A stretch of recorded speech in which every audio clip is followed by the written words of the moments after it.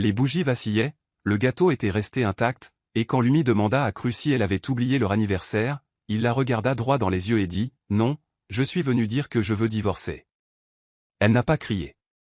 Elle n'a pas supplié. Elle fouilla dans le tiroir et lui tendit une enveloppe. Son nom. Sa signature. Et juste 2 mots en gras, préavis de 30 jours. Lumi a rencontré Cru alors qu'il n'avait rien à son actif. Pas même un endroit convenable où loger. Il avait des rêves plein la tête, mais aucun moyen concret de les réaliser. Tandis que les autres se moquaient de lui, Lumi décelait quelque chose en lui et se tenait à ses côtés. Elle cuisinait pour lui, l'encourageait dans ses moments les plus difficiles et veillait tard pour l'écouter parler de ses projets. Lorsque les banques refusèrent de lui accorder un prêt et qu'ils furent sur le point d'être expulsés de leur minuscule appartement, Lumi ne se plaignit pas. Elle lui donna discrètement toutes ses économies. C'était de l'argent qu'elle avait mis de côté pour réaliser ses rêves. Mais elle l'a tout donné pour qu'il puisse enregistrer son entreprise. Au nom de son père. Parce que cela facilitait les démarches administratives. Grâce à son aide, les choses ont enfin commencé à fonctionner. L'entreprise de Cru a prospéré. Il a commencé à s'habiller plus joliment, à participer à des événements et à prendre davantage confiance en lui.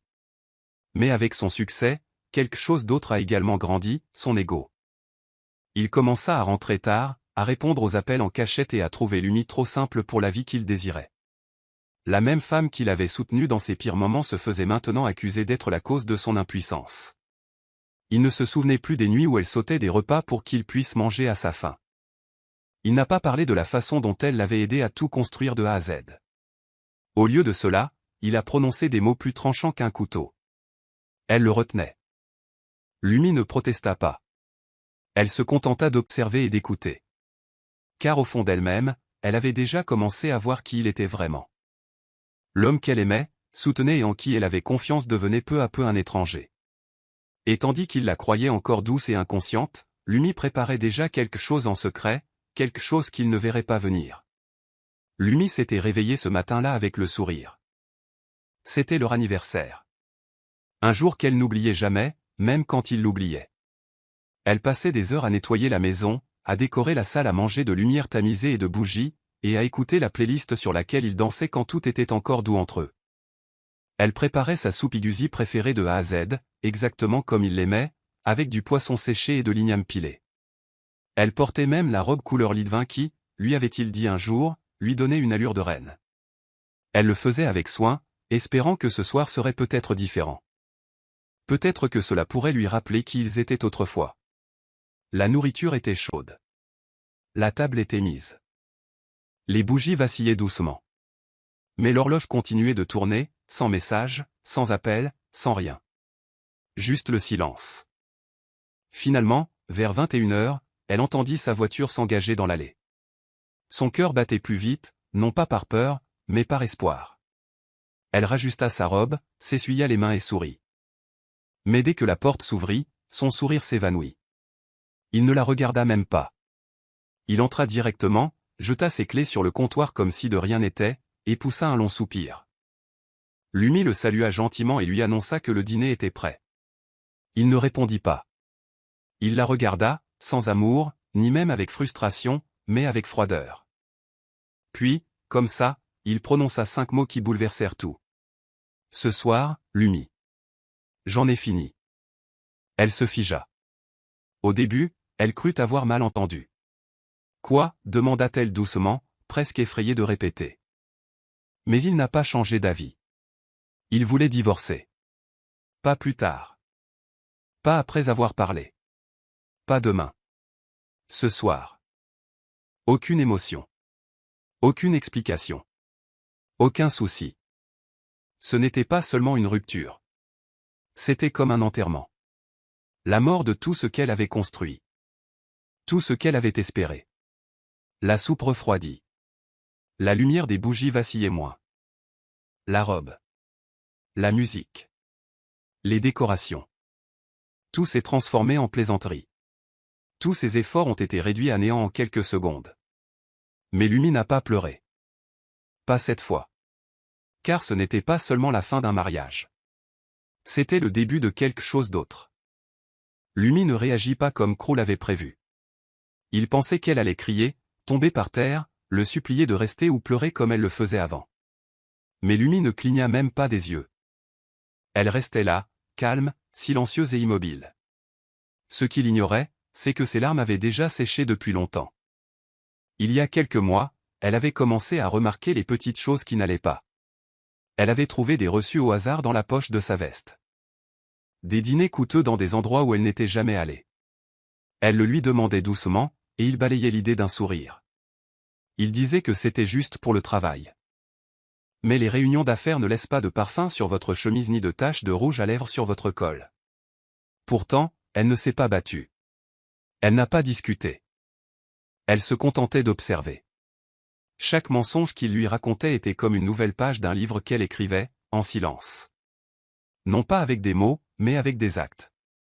Tandis que Crew pensait la duper, Lumi préparait quelque chose en coulisses. Doucement, elle commença à parler à sa cousine. Une chérie. Une avocate. Elle a commencé à transférer de l'argent. À changer de nom sur des papiers. Elle rassemblait des documents. Tout en faisant comme si tout allait bien. Elle le laissait vivre dans le confort qu'il croyait lui appartenir. Elle lui préparait ses repas. Elle souriait poliment. Et lui laissait croire qu'elle était toujours la même Lumi. Doux. Simple. Et j'avais peur de le perdre. Mais cette nuit-là, quand il a dit « j'en ai fini », il a cru que c'était le coup de grâce. Il ignorait que Lumi avait déjà franchi le pas, bien avant lui. Elle n'avait pas besoin de se battre pour un homme qui l'avait déjà quitté émotionnellement. Elle n'avait pas besoin de s'expliquer à quelqu'un qui avait cessé de l'écouter. Alors, elle n'a pas pleuré. Au lieu de cela, elle se dirigea lentement vers la table d'appoint. Sans précipitation. Sans panique. Elle prit une enveloppe qu'elle gardait prête depuis des semaines. Sa main ne tremblait pas. Son visage restait calme. Elle se retourna, s'approcha de lui et lui mit l'enveloppe dans la main. À l'intérieur se trouvait un seul papier. Son nom y était inscrit. Sa signature était inscrite en dessous. Et les mots en gras, préavis de 30 jours pour quitter les lieux. Crew était perplexe. « Qu'est-ce que c'est » demanda-t-il. Lumi le regarda. Ni avec haine, ni avec douleur. Mais en paix. C'est à ton tour de partir. Dit-elle simplement. Car tandis qu'il envisageait de mettre fin à leur mariage, elle s'apprêtait à retrouver sa paix intérieure. Et à cet instant, sans hausser le ton, sans verser une larme, Lumi lui révéla la version la plus forte d'elle-même. Pas la femme brisée qui l'attendait. Mais celui qui en avait assez de se laisser aller pour quelqu'un d'autre. Cru se promenait toujours comme s'il possédait tout. Il disait des choses comme « Chez moi, on fait comme ça ». Ou alors « C'est mon toit. Mes règles ». Il y croyait tellement que même ses invités ont commencé à l'appeler sa maison. Mais ce qu'il ignorait, c'est que ça n'avait jamais vraiment été à lui. Pas même pour un jour. Chaque brique, chaque mur, chaque meuble, avait été payé par Lumi. Dès leur emménagement, c'est elle qui a fait des heures supplémentaires, renoncé au luxe et investi son argent pour faire de cette maison un foyer. Au début, le crédit ne l'intéressait pas. Elle pensait qu'ils construisaient un avenir ensemble. Peu lui importait de savoir qui figurait sur les papiers, car l'amour suffisait. Mais petit à petit, à mesure que Cru changeait, elle commença à voir les choses différemment. Sa façon de lui parler, comme si elle avait de la chance d'être dans son espace. Sa façon de fermer son bureau à clé et de la traiter comme une invitée chez elle. C'est alors qu'elle a compris que l'amour peut être aveugle, mais pas la paperasse. Alors, Lumi a commencé à agir discrètement. Elle a contacté sa cousine Adira, avocate, et lui a demandé de la guider dans ses démarches. Ensemble, ils préparèrent soigneusement tous les documents. Lumi transféra officiellement la maison à son nom. Chaque recoin lui appartint légalement. Elle l'avait même classé de manière à ce que Cru ne soit pas prévenu. Il était trop distrait par son nouveau mode de vie pour remarquer quoi que ce soit. Les mois passèrent, et il considérait toujours cette maison comme la sienne. Il marchait toujours avec cet air fier. Il rejetait toujours Lumi comme si elle avait de la chance d'être avec lui. Mais Lumi ne protestait pas. Elle n'essaya pas de le corriger. Elle le laissa vivre dans l'illusion, car elle connaissait la vérité. Elle savait que le moment venu, la réalité le frapperait plus durement que n'importe quelle parole. Et ce moment arriva enfin. Quand Lumi lui remit l'avis d'expulsion, il fut choqué. Il crut qu'elle plaisantait. « Tu ne peux pas me virer de chez moi. » Il rit. Mais Lumi ne rit pas. Elle alla jusqu'au placard, sortit les documents de propriété et les déposa devant lui. Son sourire disparut. Il était là, noir sur blanc. Son nom sur chaque page. Pas la sienne. Cette maison dont il se vantait? Elle n'avait jamais été la sienne. Il n'avait été autorisé à y séjourner que parce que Lumi l'avait laissé faire. Et maintenant, cette bonté avait pris fin. Il vivait là par sa grâce. Et cette grâce avait expiré. Le jour où Cru partit enfin, tout le quartier comprit qu'il se passait quelque chose. Il sortit en trombe, traînant sa valise avec acharnement. Son visage exprimait colère et confusion, comme s'il n'arrivait pas à croire ce qui se passait. Mais Lumi ne le suivit pas. Elle ne le poursuivit pas. Elle ne cria pas. Et elle ne pleura pas. Elle resta juste à la porte, calme, silencieuse, le regardant partir comme si elle avait attendu ce moment. Derrière leur rideau, les voisins jetaient un coup d'œil. Un par un, ils restèrent tous silencieux chez eux, les yeux écarquillés, la bouche légèrement ouverte. C'étaient les mêmes voisins qui avaient vu Cru maltraiter Lumi, mais qui n'avaient rien dit. Ils avaient entendu les disputes, l'avaient vu rentrer tard et avaient remarqué que Lumi marchait plus souvent seul qu'avec lui. Mais ils détournaient toujours le regard, faisant comme si tout allait bien. Certains souriaient même à Lumi pendant la journée, mais bavardaient en privé. Une seule personne disait toujours la vérité, Nanatawa, la vieille veuve qui habitait à côté. Elle avait vu bien des mariages, bien des chagrins et bien des mensonges au cours de sa longue vie. Un soir, alors que Lumi arrosait les plantes, Nanatawa s'approcha et lui dit doucement, « Certains orages n'ont pas besoin de tonnerre, juste de temps. » Sur le moment, Lumi ne comprit pas vraiment ce qu'elle voulait dire. Mais maintenant, tout cela prenait tout son sens. Tandis que Cru traînait sa valise dans l'allée, Nanatawa se tenait devant sa petite véranda, observant la scène en silence. Elle n'avait pas l'air choquée. Elle n'avait pas l'air curieuse. Elle avait l'air fière. Les autres voisins se cachaient, faisant semblant de ne rien voir. Mais leurs yeux étaient rivés sur la scène. Peut-être s'attendait-il à ce que Lumi craque. Peut-être pensait-il qu'elle le supplierait de rester. Mais elle n'en fit rien. Nanatawa secoua lentement la tête et murmura quelque chose à personne en particulier. Le silence de cette fille était plus fort que n'importe quel cri. Et c'était vrai. La force de Lumi ne résidait pas dans les paroles fortes ou les actions spectaculaires. Sa force résidait dans son immobilité. Dans sa façon de se tenir debout alors que tout changeait autour d'elle. Dans sa façon de gérer le chagrin. Non pas par vengeance, mais avec une force tranquille. À cet instant, tout le quartier comprit enfin la vérité. Non pas à propos de Cru, mais à propos de Lumi. Ils ne le dirent pas à voix haute. Mais au fond d'eux-mêmes, chacun d'eux le savait. La femme qu'ils avaient autrefois négligée venait d'accomplir un acte plus courageux qu'aucun d'entre eux n'avait jamais osé accomplir. Elle s'était laissée aller sans peur, et elle l'avait fait avec dignité. Après le départ de Cru, la maison était silencieuse, mais pas vide. C'était la première fois depuis longtemps que le silence était paisible, sans être pesant. Lumi se tenait au milieu du salon, observant tout autour d'elle. Les souvenirs, bons comme mauvais, persistaient. Mais au lieu de se laisser écraser, elle prit une grande inspiration et décida de prendre un nouveau départ. Elle ne perdit pas de temps à pleurer sur ce qu'elle avait perdu. Elle en avait déjà assez fait par le passé. Au lieu de cela, elle commença à nettoyer la maison, lentement et délicatement, comme pour effacer la douleur. Elle vendit certains des meubles qu'ils avaient achetés ensemble, ceux qui lui rappelaient trop le passé. Elle a ensuite acheté quelques pots de peinture et a peint les murs elle-même. Des couleurs vives et apaisantes ont envahi les pièces. Elle avait l'impression d'insuffler une nouvelle vie à l'espace. Leur ancienne chambre, celle où elle l'attendait autrefois soir après soir, devint un lieu nouveau.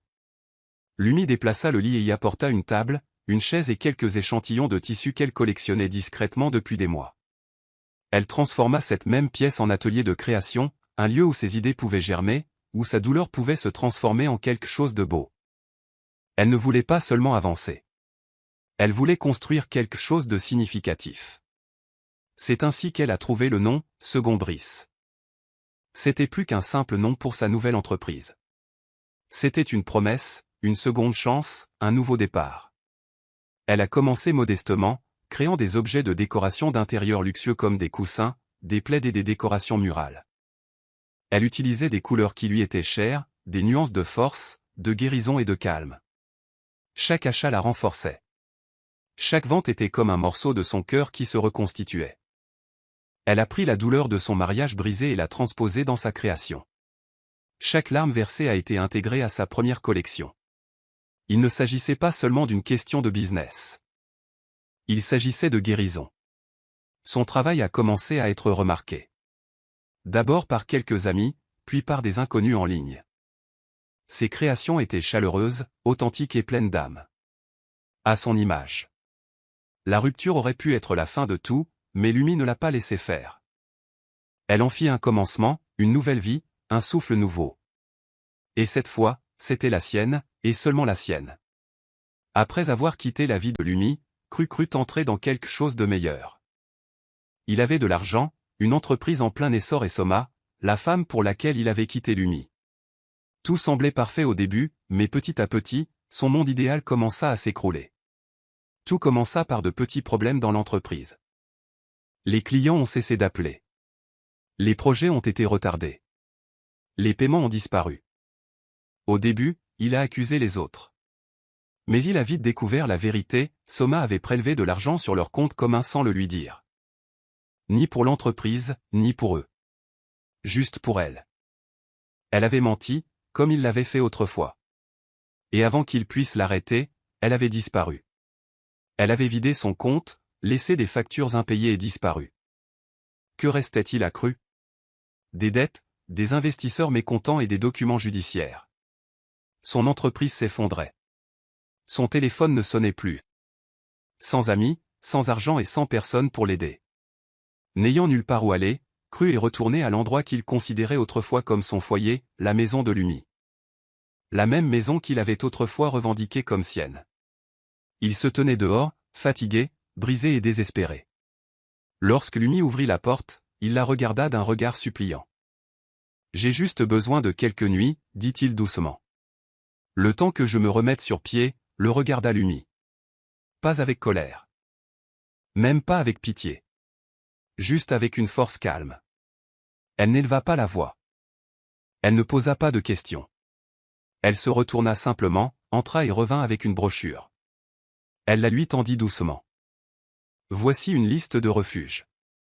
Je ne peux pas vous aider, dit-elle. Il n'y avait aucune haine dans sa voix. Seule la vérité. Cru resta là, stupéfait. Il pensait qu'elle le laisserait entrer. Il se disait que peut-être, juste peut-être, il pourrait retrouver le confort qu'il tenait autrefois pour acquis. Mais la femme qui se tenait devant lui n'était plus la même Lumi qu'il avait laissée derrière lui. Elle n'était plus brisée. Elle avait reconstruit sa vie, et il n'y avait plus de place pour l'homme qui avait tenté de la briser. Cette nuit-là, Cru réalisa une chose profonde. Celle qu'il avait autrefois qualifiée de trop simple était devenue plus forte qu'il n'aurait pu l'imaginer, et la porte qu'il lui avait claquée au nez ne s'ouvrirait plus jamais. Lumi n'aurait jamais imaginé que ce qu'elle avait commencé dans sa chambre serait un jour remarqué par le monde. Ce qui avait commencé comme un moyen de guérir sa douleur s'est peu à peu transformé en quelque chose de bien plus grand. Ses créations, coussins moelleux, magnifiques décorations murales, couleurs chaudes, ont su toucher les gens d'une manière indescriptible. Elle racontait une histoire de force, de guérison et de nouveau départ. Un jour, un magazine de décoration d'intérieur populaire l'a contacté. Il souhaitait présenter son entreprise, Second Brice. Dans leur numéro suivant, Lumi était sous le choc. Elle se souvenait de toutes ces nuits tranquilles passées à coudre, à créer, en espérant que quelqu'un remarquerait quelque chose. Et maintenant, voilà que son travail, son nom, sa marque étaient célébrés. Le magazine est sorti et tout a changé. Les commandes ont commencé à affluer, non seulement de sa ville, mais aussi d'endroits dont elle avait toujours rêvé. Des clients de Lagos, d'Accra et même de Paris voulaient ses créations chez eux. Elle n'était plus la femme laissée pour compte. Elle était désormais celle que tout le monde admirait. Plus tard, elle fut invitée à prendre la parole lors d'un événement dédié aux femmes d'affaires. C'était un rassemblement de femmes puissantes et autodidactes, issues d'horizons divers. Lumi est montée sur scène vêtue d'une robe simple, calme mais fière. La salle était remplie de caméras, de lumière et d'yeux impatients d'entendre son histoire. Quand son tour est venu, quelqu'un lui a demandé « Comment as-tu fait? Comment es-tu passé d'une femme brisée à une femme forte et accomplie ?» Lumi n'a pas prononcé un long discours. Elle n'a pas raconté tous les détails douloureux.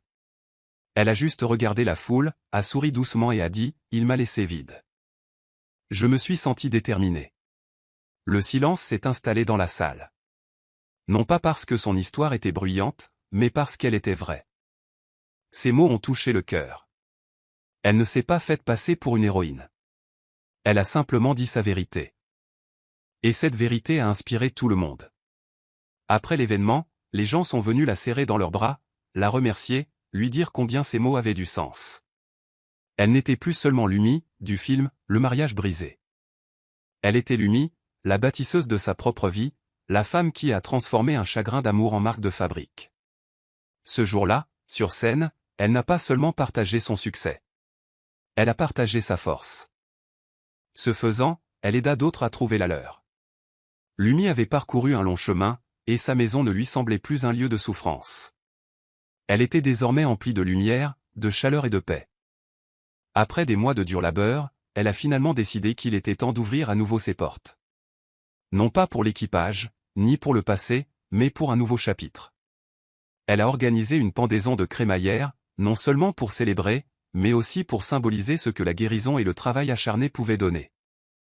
Elle a envoyé des invitations simples, mais élégantes, aux femmes entrepreneurs de sa région, à quelques personnalités locales et même à des journalistes locaux qui avaient écrit sur son entreprise. Elle ne souhaitait pas un événement grandiose et tape à accent grave-l'œil. Elle souhaitait simplement créer un espace où les gens pourraient se sentir encouragés. Un espace qui murmurait « Vous aussi, vous pouvez reconstruire ». Le jour venu, la maison rayonnait. Non seulement grâce aux lumières tamisées et aux fleurs fraîches, mais aussi grâce à l'énergie qui l'habitait. Les invités ont parcouru chaque pièce, émerveillés par la façon dont chaque recoin reflétait son histoire. Des pièces de sa collection, Second Souffle, étaient omniprésentes, des coussins ornés de citations puissantes, des couleurs apaisantes aux murs, des œuvres d'art artisanales reflétant des fragments de son parcours. Au fil de l'événement, les gens ont discuté, ri et posé des questions à Lumi sur son parcours. Certaines femmes sont même venues la voir, les larmes aux yeux, lui racontant comment son histoire leur avait donné le courage de quitter des relations toxiques ou de créer leur propre entreprise. C'est à ce moment-là que Lumi a compris que c'était bien plus qu'une simple pendaison de crémaillère. Ce fut un véritable choc. Un des journalistes s'approcha de Lumi et lui posa une question audacieuse, « Si Cru entrait maintenant, que lui dirais-tu » Lumi ne semblait pas ébranlée. Elle sourit doucement, regarda la foule joyeuse et grandissante dans sa maison autrefois silencieuse et dit calmement, « Je lui demanderai s'il a retrouvé la paix qu'il a donnée. » Sa réponse ne fut pas forte, mais elle en dit long. Elle n'était plus en colère. Elle n'attendait pas de conclusion, ni d'excuses. Elle avait déjà trouvé la paix, sans vengeance ni amertume. À la fin de la soirée, des photos de l'événement ont commencé à circuler en ligne. Les gens publiaient des photos de la décoration, de l'ambiance, et surtout de Lumi elle-même, fière, rayonnante de confiance, inspirant les autres à faire de même. Sa pendaison de crémaillère a fait les gros titres non pas à cause des invités ou de la décoration, mais à cause du message qu'elle contenait. Parfois, la meilleure vengeance est de ne pas se venger du tout. C'est la paix. C'est la croissance. C'est montrer au monde que même après avoir été brisé, on peut revenir plus fort et plus doux à la fois. Les années passèrent. Lumi continua de croître, non seulement en affaires, mais aussi en force, en confiance et en sérénité. Sa marque, Second Brice, devint bien plus qu'une simple ligne de décoration intérieure. C'est devenu un symbole de guérison. Des gens de partout dans le monde achetaient ses œuvres, lisaient son histoire et se sentaient inspirés à prendre un nouveau départ. Elle ne courait pas après la célébrité. Elle est restée concentrée. Pas à pas, elle a construit quelque chose qui pouvait se suffire à lui-même, à son image. Un matin, Cru traversait la ville en voiture lorsqu'il leva les yeux et vit quelque chose qui le figea. C'était un panneau publicitaire géant, sur lequel figurait le visage de Lumi. Calme, beau, puissant. Les mots écrits au-dessus de sa photo étaient simples mais forts, de la trahison à la marque. L'histoire de Lumi. Son cœur se serra. Il ne l'avait pas vue depuis des années, mais elle était là, plus grande que nature. Il était assis dans sa voiture, les yeux rivés sur le panneau d'affichage. Ses mains tremblaient légèrement tandis qu'il sortait son téléphone et tapait un message. « On peut se parler ?» Il l'envoya, mais le message resta en attente. Aucune réponse. Pas dans une heure. Jamais.